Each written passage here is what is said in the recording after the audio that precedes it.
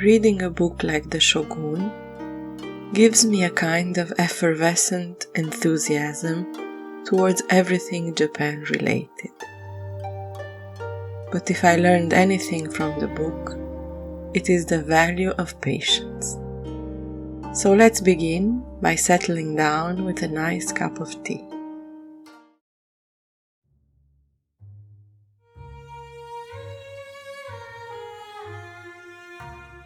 Japan is famous for its tea ceremony, and most of us have heard of matcha, sencha, or genmaicha. But today, I wanted to introduce you to a cousin of the rice and green tea combo, and that is sobacha azumino from the famous Lupisha tea brand. Original creation of Lupisha, this green tea is a balanced blend between sencha and roasted soba seeds or buckwheat, coming from Nagano district in Japan, famous for the quality of its cereals.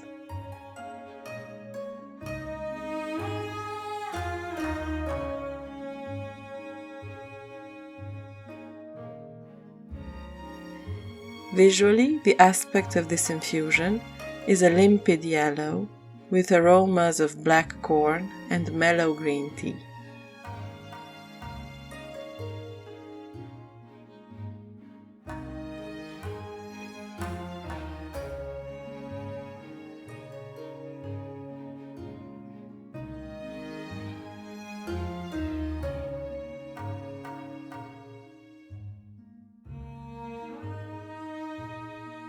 Drinking it transports me to one of those recluded fields of buckwheat, vibrant with rose flowers in bloom.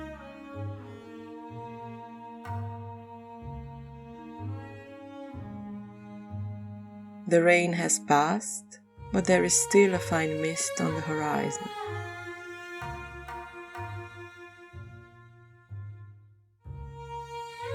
Far away, I can see an old man crossing the fields on his bicycle.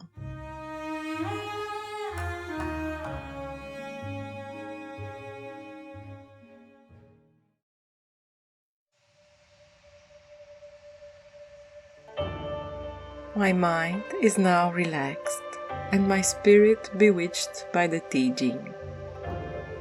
I go back to the book and discover something new as always. Some brief poems here and there along the story make me want to research the subject a little more. I have a general understanding of the haiku as being a brief poem that respects strict rules of form and subject. While researching it, I find out that in reality, some haiku masters have allowed themselves a tweak in form here and there, and that the rules were not always as rigid as we see them today. At the beginning of the 17th century, it was common to pass time at the Japanese court by hosting poem tournaments, or simply challenging each other to formulate subtle poems based on trivial events.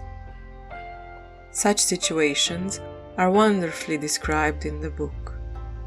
But what I found to be even more unexpected was the concept of a death poem. The idea that a samurai, a warrior, had to compose a death poem before committing seppuku as a last memory of his lifetime on earth is surprisingly refined in my view. One such example in the book has become famous. Toranaga has ordered one of his subjects to commit seppuku after a shameful betrayal. Before doing so, he writes, "What are clouds but an excuse for the sky? What is life but an escape from death?" Such clarity of spirit in the last moments of life, a Japanese lesson in subtlety.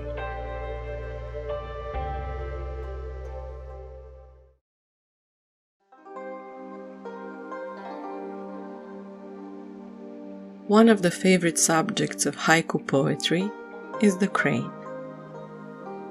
In Japan, the crane is one of the mystical or holy creatures, just like the dragon and the tortoise, and symbolizes good fortune and longevity because of its fabled lifespan of 1,000 years.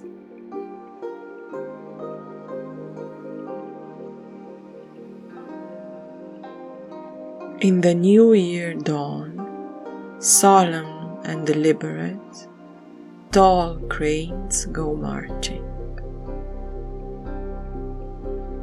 An ancient Japanese legend promises that anyone who folds 1,000 origami cranes will be granted a wish by a crane.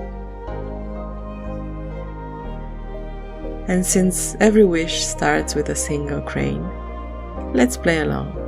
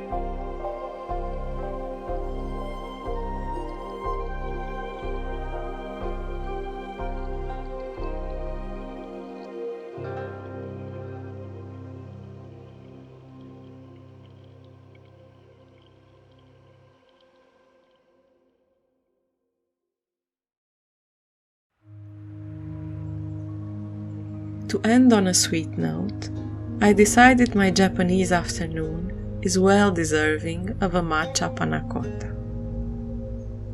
With only a few ingredients, I can experience a simple and elegant dessert.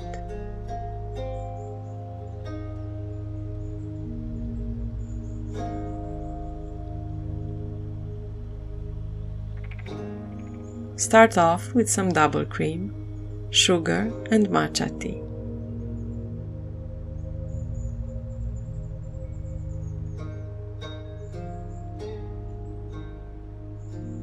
Heat them until boiling, then take off the heat and add the pre-soaked gelatin. Mix well and pour into your desired cups. I decided to be playful today, so I used my ice cube tray.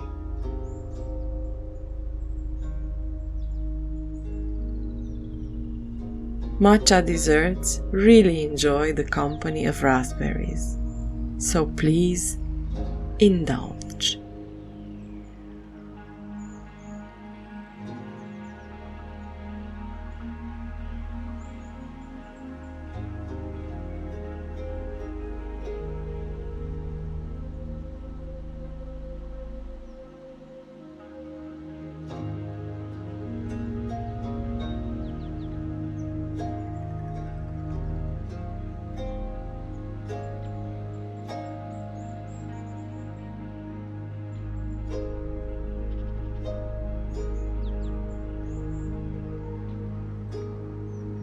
James Clavell's Shogun has opened a magic box of Japanese miracles for me.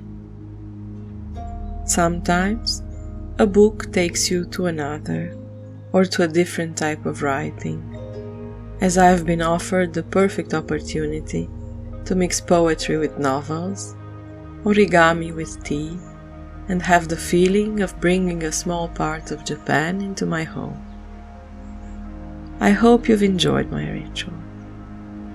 Until next time, enjoy your reading and your ritual.